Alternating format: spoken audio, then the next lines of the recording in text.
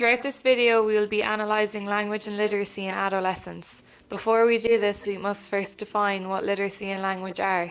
Literacy is a complex activity that involves deep understanding through reading, writing, speaking, listening, and critical thinking within rhetorical contexts. It is a lifelong learning experience.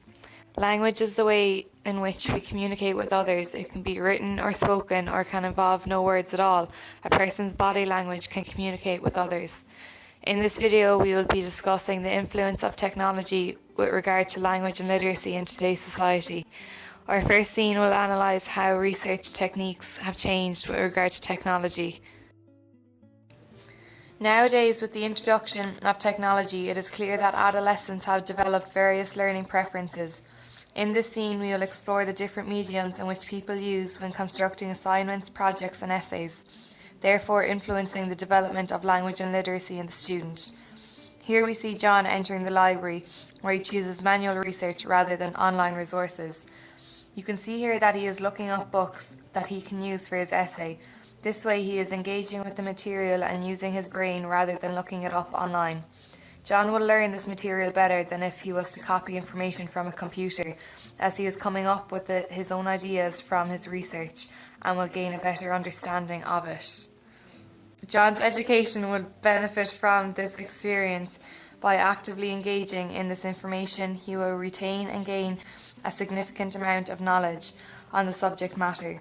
This relates to the constructivist learning theory because John is learning in a way that suits his learning style of Vygotsky, Dewey and Piaget.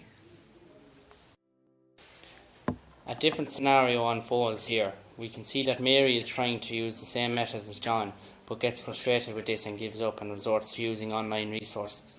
She goes online and finds an essay that is similar to the one she needs to write, and she copies and pastes it into a Word document and has all the information there with little or no effort. This means that she will not gain the same level of understanding of the material that John has, as she is not going into the same effort and detail. Her literacy will disimprove as she is not going to learn the information in enough detail with enough literacy competency as with John's method of research and effort in trying to learn the information. Technology, in particular mobile phones, are a major influencing factor in the lives of adolescents today. It is apparent that they are beginning to influence the way in which young people speak and write. Here we see a young teenager on her phone. As she writes a text message, she struggles to spell the word conscience. However, the phone automatically corrects her spelling mistake. While autocorrect is efficient at that moment in time, it is obvious that it will have a long-lasting negative effect. We believe that this will disencourage students to learn difficult spellings and even the simplest forms of grammar. Therefore, technology doesn't benefit language and literacy, it's just there to make life easier. Also, the way in which adolescents express their feelings is changing dramatically. Here we see Meabh receiving a text asking how she is feeling. Meabh replies using emojis to express the way in which she feels. Emojis are symbols with various expressions. Their intended purpose was to amplify what people are feeling in the text, not just to be solely used on their own.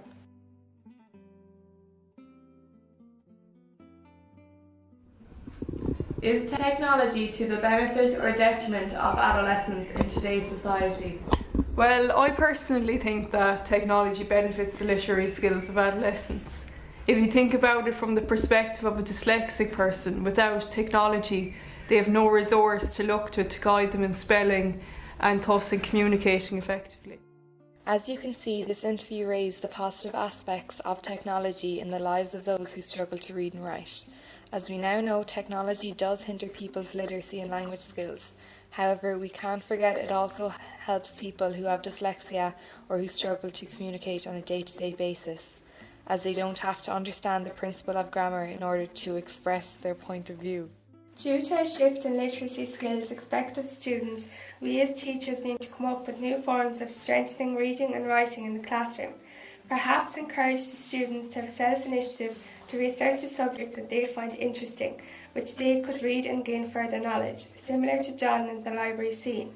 As Bruner believed that when students discovered by themselves, it increases their responsibility to learn on their own and motivation to learn more, without the student knowing they are improving on the development of their language and literacy.